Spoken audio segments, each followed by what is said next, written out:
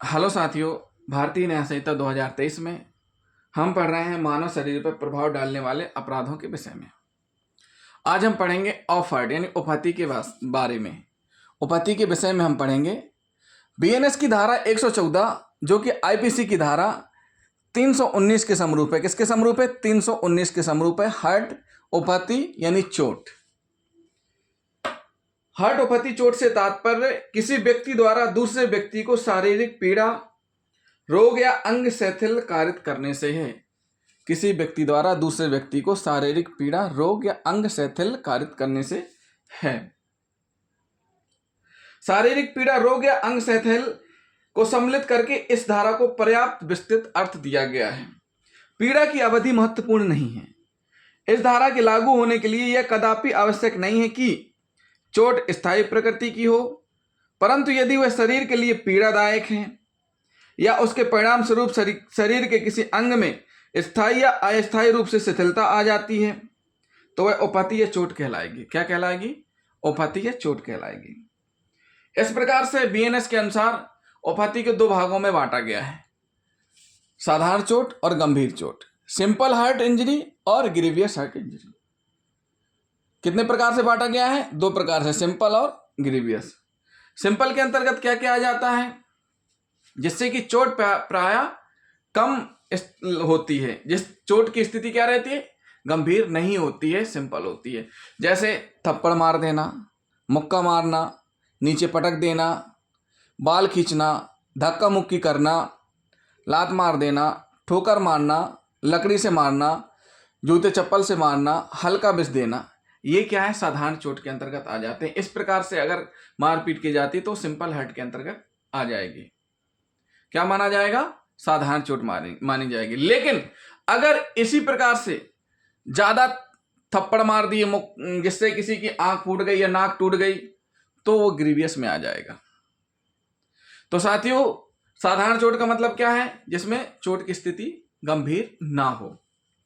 और साथ ही साथ आगे क्या स्पष्ट किया गया है वो भी हम आपको बताएंगे। तो अभी हमने आपको क्या बताया? उपहति के बारे में, चोट है क्या। अब हम इसके बाद आगे पढ़ेंगे धारा 115। क्या पढ़ेंगे? धारा 115 आईपीसी की धारा 321 और 323 के समरूप है। किसके समरूप है? 321 और 323 के समरूप है। 321 में बताया गया है क्या? आईपीसी में स्वेच्छा घोर उपहति, और 323 में उसके लिए दंड बताया गया है। लेकिन बीएनएस में अब दोनों को कंबाइन कर दिया गया है। क्या कर दिया गया है? बीएनएस में दोनों को कंबाइन कर दिया गया है। कंबाइन में क्या बताया गया है कि स्वेच्छा उपहति कारित करना। क्या करना?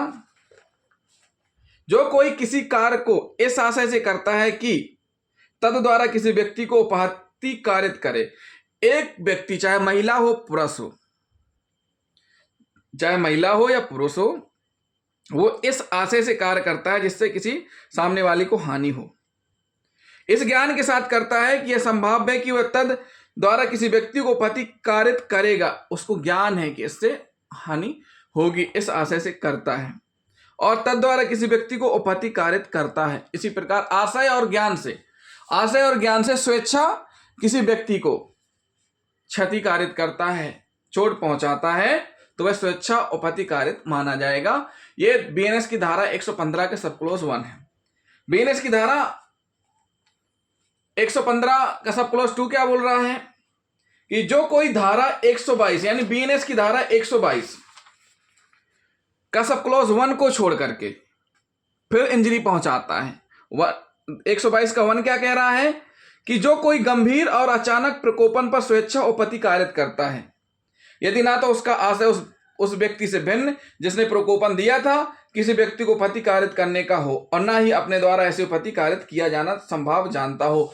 मतलब इस प्रकार की जो चोट पहुंचाई गई है उसको प्रकोपित किया जा रहा है, इसलिए अचानक उसने चोट पहुंचा दी। ऐसी स्थिति को छोड़ करके अगर वह स्वेच्छा उपहति कारित करता है साशय और ज्ञान से तो उसको सजा मिलेगी कितनी?